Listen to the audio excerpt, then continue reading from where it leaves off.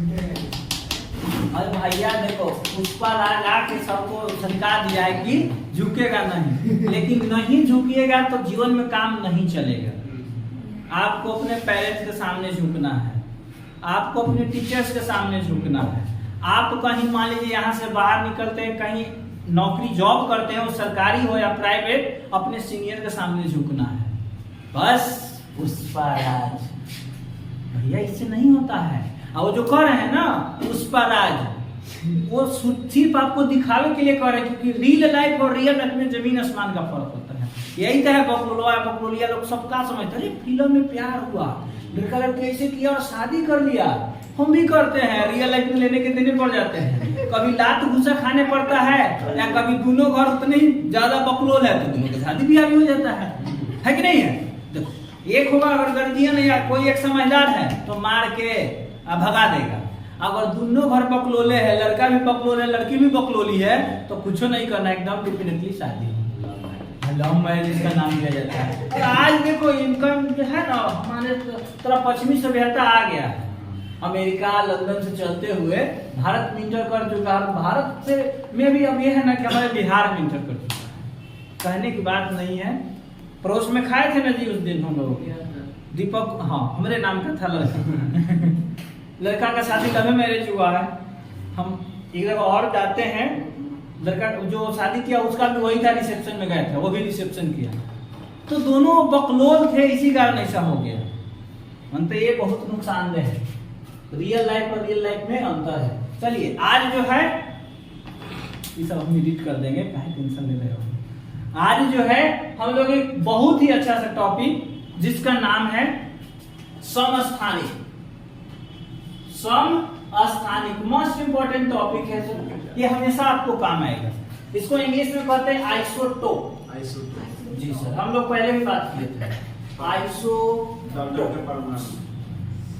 जब डाल्टन का परमाणु सिद्धांत, डाल्टन दादा का सिद्धांत पढ़ रहे थे, हम लोग उसमें पढ़े थे क्योंकि आइसोटोप के कारण जो था उनका एक्सपेरिमेंट फेल किया था।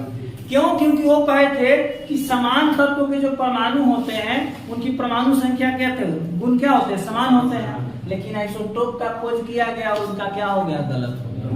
आइसोबार, देखिए सर आइसोबार, इसके बाद हम लोग कहेंगे जिसको क्या कहते हैं हिंदी में संभारिक। और एक किसी भी कंपटीशन एग्जाम के लिए मस्ट इंपॉर्टेंट टॉपिक है, आपको 12 तक के तंग करेगा। मान लीजिए ये आप पढ़े हो ना, carbon 6, carbon 12, carbon 6, carbon 14, carbon dating विधि और जिससे सारे भार का निर्धारण किया गया है। सारा जितने भी ये परमाणु हैं उनका निर्धारण किससे है, कार्बन 12 से। हम लोग मोल पढ़े थे, मोल का डेफिनेशन क्या था याद है? मोल वह होते हैं जिनमें उतने ही परमाणु उपस्थित होते हैं जितने की कार्बन 12 के 1/12 स्थान है। यानी सारे का निर्धारण किससे है, कार्बन से है। तो ये सब हाइड्रोजन बताए ना, हाइड्रोजन 300 करता है। कौन कौन सर? H1, H2, H3। एक का नाम प्रोटियम, एक का नाम ड्यूटेरियम और एक का नाम ट्राइटियम। प्रोटियम जो होता है ज्यादा यूज होता है, लगभग 95% यही हाइड्रोजन है। मात्र 4 पॉइंट समथिंग यानी कि लगभग 5% जो है ड्यूटेरियम है। भारी जल का नाम सुने हैं? नहीं सुने तो सुनिए, अगर सुने तो बहुत अच्छा बात है। भारी जल का फॉर्मूला होता है D2O, ड्यूटेरियम ऑक्साइड। तो अगर मान लीजिए, और सिंपल जल का तो हमको बताना ही नहीं है, सब जानता है H2O। और ट्राइटियम जो है इसकी बहुत कम मात्रा है, लेस मात्रा 0.001%, यानी यह रेडियो एक्टिव है। रेडियो एक्टिव का अर्थ क्या होता है? अगर इसको सूर्य के संपर्क में लाते हैं तो ये अल्फा, बीटा, गामा किरणें उत्सर्जित करेगी, जो मनुष्य के लिए उतना ही खतरनाक है जितना कि शीशा। और आवर्त 7, टोटल आवर्त क्या है वो 7 वो है। आवर्त 7 के मैक्सिमम सदस्यों में ये गुण पाया जाता है। वो क्या होते हैं, रेडियो एक्टिव होते हैं। और अंततः वो क्या करते हैं, जब वो सूर्य के संपर्क में आते हैं तो अल्फा, बीटा, गामा तीनों किरणें उत्सर्जित करती है, जो बॉडी में किसके जैसा नुकसान करता है, शीशे के समान। अंततः यदि अदर वर्ड में बोलो बीमारी का नाम, तो कैंसर टाइप बीमारी हो सकती है, या बोल सकते हैं डायरेक्ट कैंसर हो सकता है। इसलिए इसके एक्सपेरिमेंट जो है यूज को क्या किया गया है, अभी आमतौर पर मान्यता नहीं दिया गया है। और आवर्त 7 को क्या कहा जाता है, शेष कहा जाता है। ठीक है, चलिए तो पहले हम लोग करेंगे क्या, समस्थानिक। समस्थानिक लिखेंगे।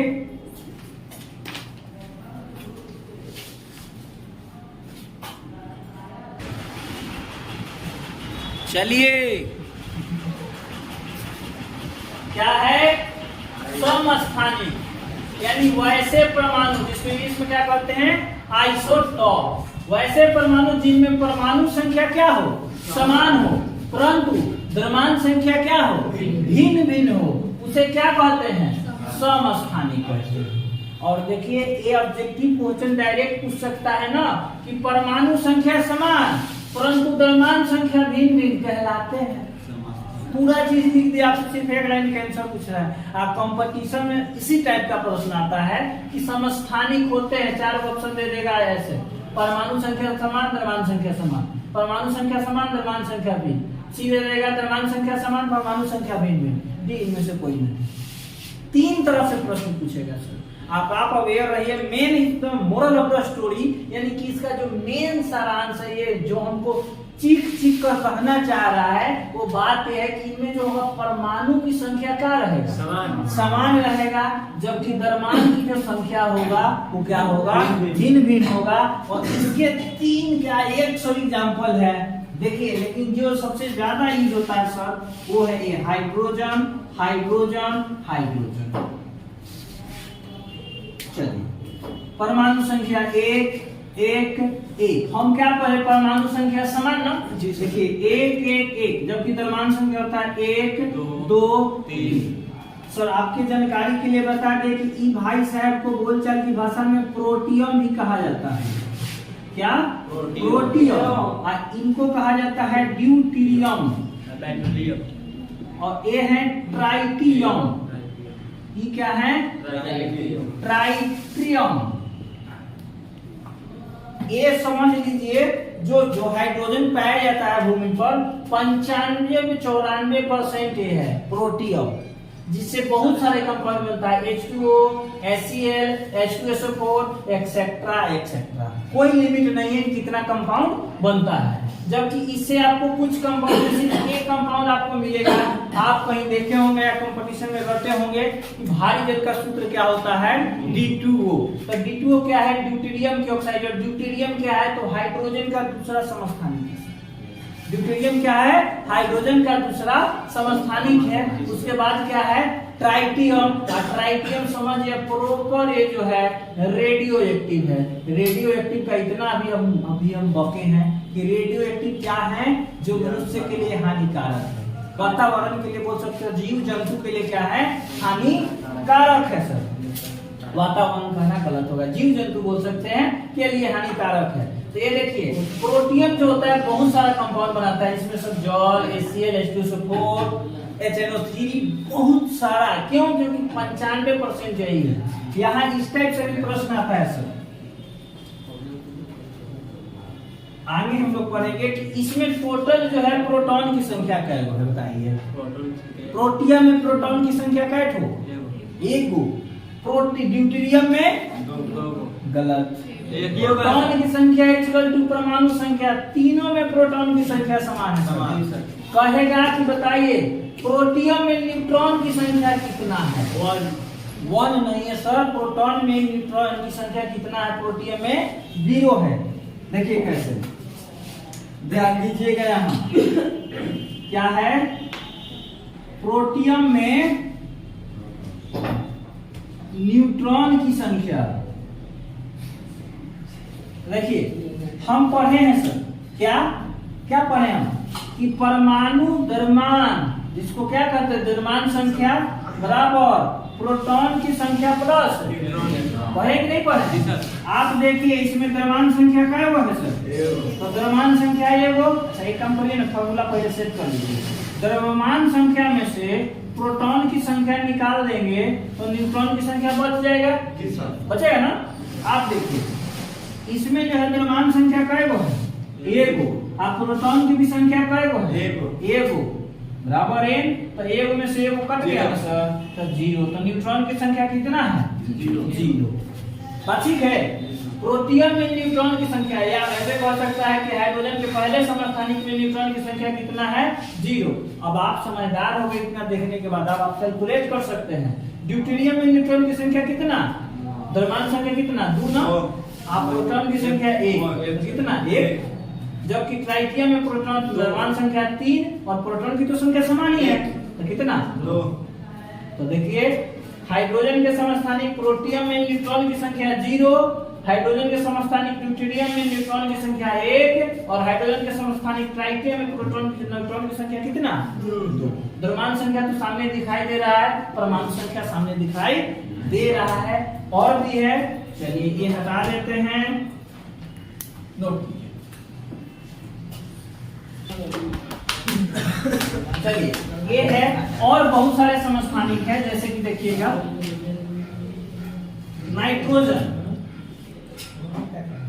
नाइट्रोजन के भी 3 समस्थानिक है सर, 7, 7, 14, 15, 13 भी होता है, लेकिन ज्यादातर कौन फेमस है, 14 और 15। इसमें लगभग 90% जो है नाइट्रोजन 14 है, जबकि 9 से 7% जो है आपका क्या है, नाइट्रोजन 15 है। 75 दिखाई दे रहा है, 15 है, ठीक है। 2 समस्थानिक है, देख लीजिए, इसमें परमाणु संख्या कितना कितना है, 7 7 है, और द्रव्यमान संख्या कितना कितना है, 14 और 15। कार्बन कार्बन कितना, 6 12, और ये कितना होता है, 6 और 14। ये सारे का भार कैलकुलेट करता है, जबकि ये वलय को गिनकर कार्बन डेटिंग विधि में यूज होता है। छल्ला जो पेड़ पर होता है ना, उसको गिनकर निर्धारण करता है, और प्रत्येक का कुछ न कुछ समस्थानिक होता है। तब यहाँ एक कंपटीशन के लिए या मोस्ट इंपोर्टेंट ऑब्जेक्टिव के लिए कि हॉल आवर्त सारणी में टोटल गए वो है 118, टोटल तत्व गए वो है 118 में सबसे ज्यादा समस्थानिक किसका होता है। एक काम कीजिए, लिखिए इस क्वेश्चन को 2 लाइन, ये जरूरी नहीं है, अगर आप हाइड्रोजन वाला समझ गए तो ये भी समझ जाइएगा, जो हम बोल रहे हैं वो मत कीजिए। 2 एक वाला लिख लीजिए, इसको छोड़ दीजिए। अब एक जान लेते हैं कि सबसे ज्यादा समस्थानिक किसका होता है, लिखिए। पूरे आवर्त सारणी में, पूरे आवर्त सारणी में सबसे ज्यादा समस्थानिक किसका होता है।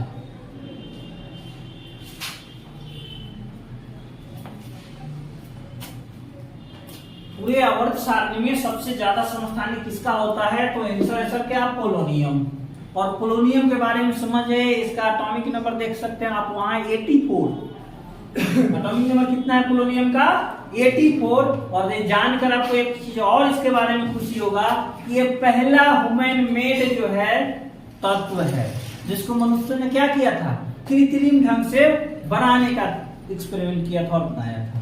तो सबसे ज्यादा समस्थानिक किसके होते हैं, पोलोनियम को। समस्थानिक क्या होते हैं वो आपको हम पहले ही बता चुके हैं, परमाणु संख्या समान और द्रव्यमान संख्या भिन्न, तो उसको क्या कहते हैं, समस्थानिक। और सबसे ज्यादा समस्थानिक किसका होता है, पोलोनियम का, पीओ का। चलिए तो अगला जो टॉपिक है हम लोग कर लेते हैं समभारित। क्या,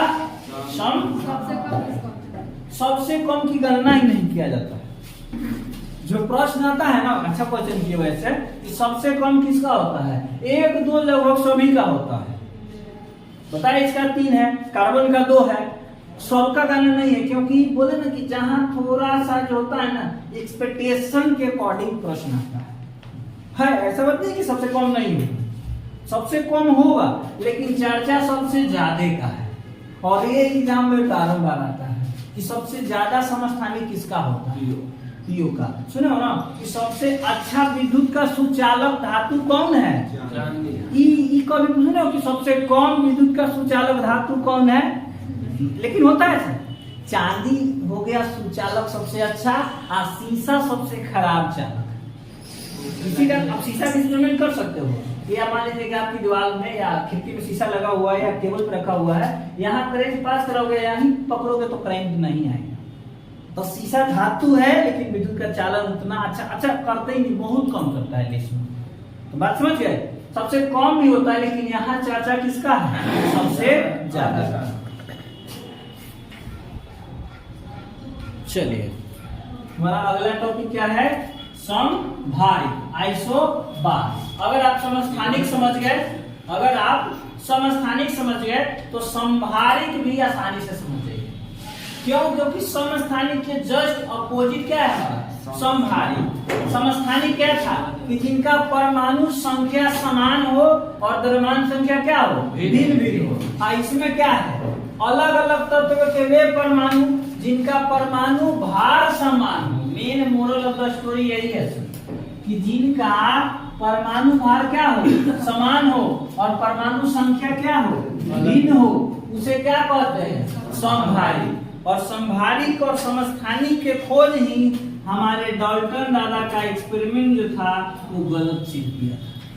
क्यों? क्योंकि डाल्टन ने क्या कहे थे कि जिनका अलग अलग तत्वों के जो परमाणु भार होते हैं वो अलग अलग होते हैं। अलग अलग गुण वाले। हाँ नहीं, ये पहले बोले थे कि अलग अलग तत्व के जो परमाणु होंगे भार, परमाणु भार क्या होंगे? अलग अलग होंगे। जबकि किसी ने कहा कि कैसे बोल दिया, पता है ना? जैसे कि आपको कुछ जानकारी हो, जैसे लक्ष्मण जी किए थे रामायण में, सीता स्वयंवर देखे हो ना? रामायण नहीं देखो? हाँ, नहीं देखो तो देखो, बहुत वहां तो ज्ञान का भंडार है यार रामायण महाभारत हमारा। हमको गर्व होना चाहिए कि उस कंट्री से हम लोग बिलोंग करते हैं जहाँ पे घटनाएं हो। जब पूरे सीता स्वयंवर जो सीता जी का होता है उसमें देश विदेश के महान राजा जुटे हुए होते हैं। और जो होता है इनका क्या प्रण होता है? सीता जी के जो पिता जनक जी होते हैं कि जो इस धनुआ पर लाकर क्या कर लेगा? तोड़ देगा इसको, उसको। हाँ तो मैंने उठाएगा तब तोड़ेगा, बिना उठाए तो तोड़ेगा ही नहीं। तोड़ देगा, उससे हम अपनी बेटी सीता का क्या कर देंगे? ब्याह करवा देंगे। लेकिन सारे राजा जाते हैं, पहले एक हाथ से बड़ वीर थे, कहते हैं कि एक धनुआ के लिए इतना लोग के बुलाने की क्या आवश्यकता था? हम काफी थे, हम अकेले ही काफी थे भाई, हम सीता से विवाह कर लेते। लेकिन जब समय गुजरता है, जाते हैं, एक हाथ लगाते हैं, क्योंकि आमतौर पर धनुष एक हाथ से उठता है। सोचते हैं शायद अरे भैया धनुष तो पहले उठाई है, वो हिलता ही नहीं। हम कहते दोनों हाथ लगाते हैं, दोनों हाथ से उठाते हैं, नहीं उठता है।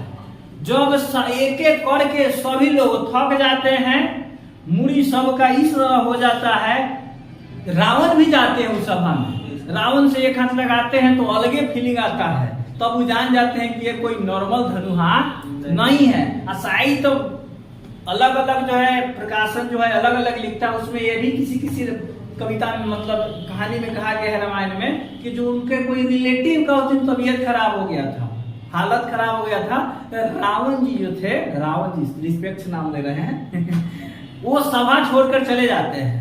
तब जो होते हैं जनक जी खिसियाते हैं, कहते हैं कि अरे हम तो सोचे थे कि देश विदेश में बहुत बड़े बलवान लोग हैं, जानकार लोग हैं, ऐसा हम प्रण कर दिए, लग रहा है कि हमारी बेटी जो सीता है वो कुंवारी ही रह जाएगी, क्योंकि किसी से अगर धनुआ टूटा ही नहीं। जितने राजा महाराजा थे वो तो सब थक गए।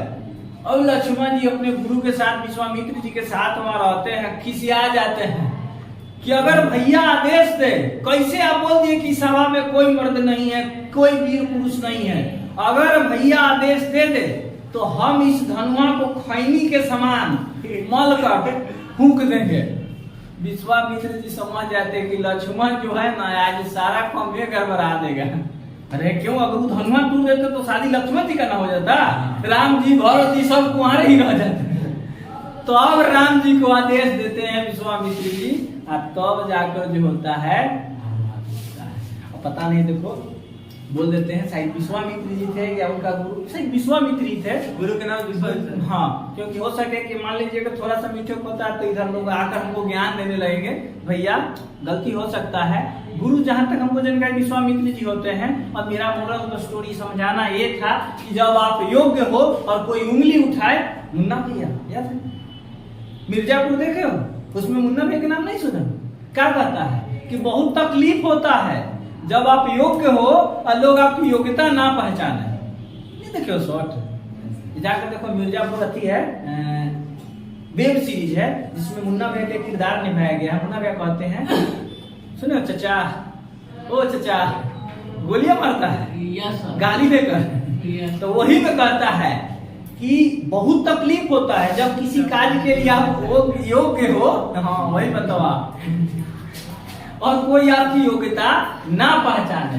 तो वही बात है, डाल्टन क्या कहे कि जो परमाणु है, सब अलग अलग परमाणु जो होते हैं अलग अलग परमाणु भार वाले होते हैं, लेकिन समभारी का खोज हुआ और क्या सिद्ध कर दिया गया कि जो परमाणु है उसमें अलग अलग परमाणुओं का भी भार क्या हो सकता है, समान हो सकता है। और जो 3 थे वो मोस्ट इंपोर्टेंट थे। आप पीरियोडिक टेबल झांक लीजिए तो मुझ पर विश्वास कीजिए, आर्गन, क्रिप्टन और क्या था, कैल्शियम। सर आपके जानकारी है ये सब के बारे में।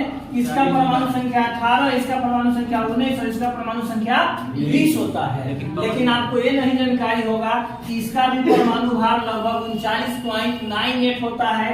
इसका परमाणु भार जो होता है 39.78 होता है, यानी कि लगभग 40। और इसका जो होता है 40.012 होता है, यानी कि ऑलमोस्ट तीनों कितना कितना होता है, 40 होता है।